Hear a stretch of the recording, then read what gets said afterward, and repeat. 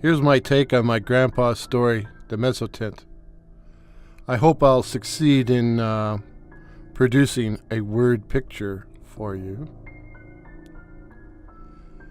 Every organization has a complaints department, and at the public library, the buck stops with me. Patrons complain about the content of books, the pictures and photographs in magazines, the lyrics of rap tunes, and the ratings we put on our DVDs. Sometimes we take specific action as a result of these complaints, often not, but each customer is entitled to a polite explanation of our decision. After all, the public library belongs to them. I had just returned from a visit to the factory town where I grew up, and because work piled up in my absence, I decided to take some home. After dinner, I poured myself a glass of wine and set to work.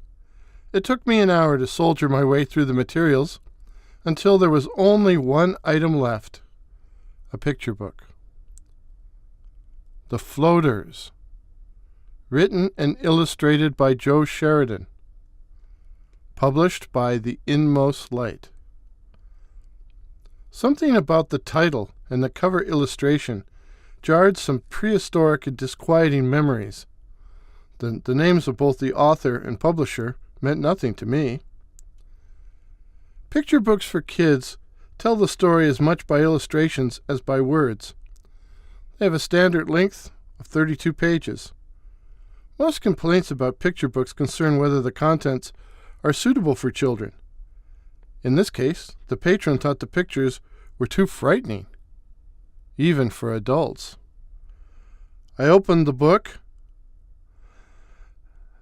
and dropped it on the floor. I didn't pick it up right away, and before bending over to reach it, I drained what was left of my wine. When I had calmed down, I reopened the book and looked at the first pages. The illustration showed a typical bungalow, such as one might find in any blue-collar town in North America back in the 1970s. But this particular house was an exact duplicate of the very one in which I had grown up, down to the identical house number, posted just to the left of the white front door. 3 figures stood on the front lawn. It appeared to be fall. The grass was brown and dried, and the trio all wore windbreakers. One of the figures was me. I still remember the Toronto Maple Leafs baseball cap I appeared to be wearing. One was my father, and the third was our grumpy next-door neighbor, Mr. Cushing. The simple text read, "I see the Floaters got another kid last night." I went and poured myself another glass of wine. I knew exactly what was going to happen now, without having to look. But I knew I would have to look. And I was afraid. I swallowed half my wine in one gulp, picked up the book, and turned to the next page. Close-up of the 3 figures. Me, eyes wide. Dad, face red and angry. Mr. Cushing, smug, smiling. Text, "Not in front of the boy." I remembered the entire conversation, now, as if it had happened yesterday and not 30 years ago. Dad had been very angry about it, as he had no use for our crabby neighbor, who he called an old woman behind his back. The next pages showed my childhood bedroom, with the sports posters on the wall, my model cars, the desk where I did my homework, and comics everywhere, including the floor. Few details were visible, as the room was in darkness, the only light coming from the open doorway where Dad stood, the light spilling across the foot of my bed. Text, "You're too old to need a nightlight." I turned the page. Total darkness.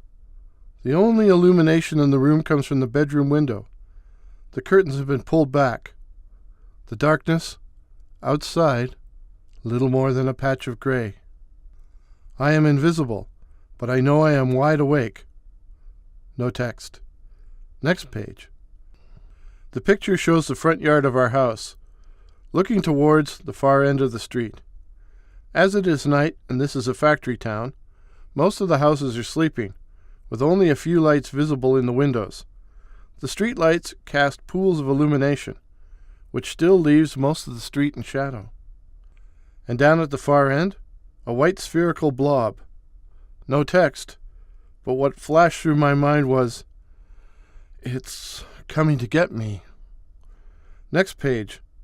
The illustration zooms into the far end of the street, where the white blob has now become a human head, floating several feet off the ground. The face is young, freckled, with unkempt hair and reddish eyes. I flip through the next few illustrations, all of which show the head, the floater, sailing down our street until it arrives directly in front of our house. And as I've been looking at the pictures, I've been saying, "Get up, run, wake up, wake up." And with a start I realize I've been talking out loud. Next pages. The head is shown entering the room by floating through the window. I'm a mere shadow, lying in bed, sound asleep. No text. Next page. The head hovers over the bed, looking down at me, its expression both hungry and malignant. No text. Next page. The floater pounces, mouth open to reveal strong discolored teeth, the entire scene suffused with red spurting blood. Text. The moaning sound of a floater. The eeing sound. Next page. Dad stands in the doorway of my bedroom, light behind him, his face a mixture of fear and confusion. Again, the light spills across the foot of my bed, revealing my bare foot, sticking out at an odd angle. Text. The written text was Dad calling my name. My name, ending in a question mark. I closed the book and locked it in my desk drawer. I had another glass of wine, and when it was time for bed, I lay down on the living room couch, with every light in the house turned on. I didn't sleep a wink. I had recognized everything, knew everything that was about to happen, because the story in the picture book was my story, my dream, my nightmare. I had screamed the house down and had slept with my parents for weeks afterwards. And when I finally returned to my own room, slept with the light on for at least another year. It was the most terrifying dream I had ever had, and it took me years to get over it. No, this was certainly not a picture book for young children. But how had it become a picture book in the first place? Had my terrible night vision happened to someone else? I already knew what I would write to the patron. The book would be withdrawn and removed from circulation. But when I opened my desk drawer, the book was gone, vanished, and there was no patron complaint. At work, when I checked the online catalog, there was no listing for the floaters, nor any record of the concern.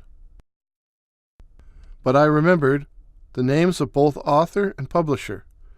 It took time, but eventually I was able to track down both Joe Sheridan and The Inmost Light at addresses in a faraway city. Given the nature of my problem, I decided to visit in person rather than make contact by phone or email. The offices of The Inmost Light had been in an old warehouse, but were now closed. I questioned some of the other tenants, but no one I spoke to knew anything about them. Joe Sheridan lived in a bungalow, similar to the one I grew up in. The neighborhood was old and had seen better days. A woman with a sad, lined face answered the door, and when I asked to speak with Mr. Sheridan, told me bitterly that he was dead. "Are you Mrs. Sheridan?" I asked, concerned I might never learn the truth. "I'm his widow," she said. "May I come in? I have a few questions I would like to ask you." "What about?" "Well, questions I would rather not ask out here on the steps." I was shown into a cold and gloomy living room, taking a seat on a musty Chesterfield, while the widow Sheridan sat across from me glaring. Did your husband publish a picture book called The Floaters?" "That damn thing," she swore. "That's what killed him." It appeared Joe Sheridan was a failed artist who had been plagued for many years by a vivid and terrible nightmare. He'd wake up with a roar, all covered with sweat. At first I tried to comfort him, but it never went away, so I just sort of gave up. The thing was coming to get him, and he couldn't get away.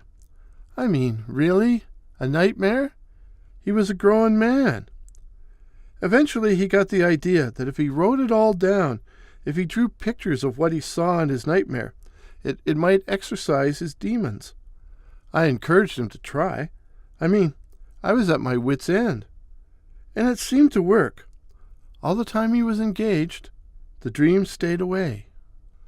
And then came the day the work was finished, a limited edition, printed by a small, esoteric publisher. That night, I suddenly woke up to find him sitting up in bed, cowering, hyperventilating. I asked him what was wrong, and he started babbling that it was down at the end of the street, but it was coming for him. It was coming for him fast, that he had to get out of here, but he didn't move, just sat there trembling. I was looking at our bedroom window when I saw this face, this decapitated head, floating outside, staring in at us, and then it disappeared. And then the glass exploded, and I hear a long, drawn-out shriek, kind of an ee sound. I passed out in the shock. When I came to, Joe was dead. The doctors said it was a massive heart attack, brought on by sheer terror. And the books, I asked? I burned them all. The main thing that puzzled me was how Joe Sheridan came to illustrate my nightmare. I knew of no connection between us, but when I tried to ask his widow further questions, her anger resurfaced, and she began blaming me for killing Joe. I left her in the faraway city. I don't plan on ever going back. And now, every night, I drink myself unconscious and sleep with all my lights on, because I have a new dream, a new nightmare. I see a fat, sensual face with thick, silver-white hair floating down my street. I know it is Joe Sheridan, and I know he has become a floater and is looking for me. Every night he gets closer, and someday soon we will meet face to face. Perhaps then I'll learn why we share this phantasm.